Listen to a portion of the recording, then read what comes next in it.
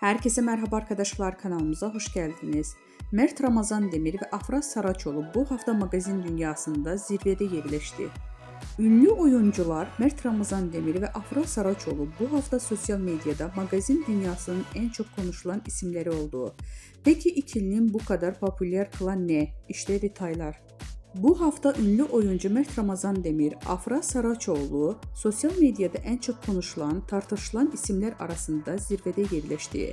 Hem kariyerlerinde hem de özel yaşamlarında dikkat çeken gelişmeler yaşayan Demir ve Saraçoğlu takipçiler ve magazin dünyasında merak içinde bırakmaya devam ediyor. Mert Ramazan Demir son dönemdeki projeleriyle adından sıkça söz ettiriyor.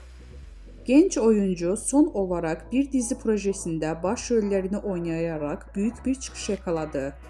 Hakkında çıkan dedikodular ve özel hayatına dair sorular ise Demir'in sosyal medyada yoğun bir şekilde konuşulmasına neden oldu.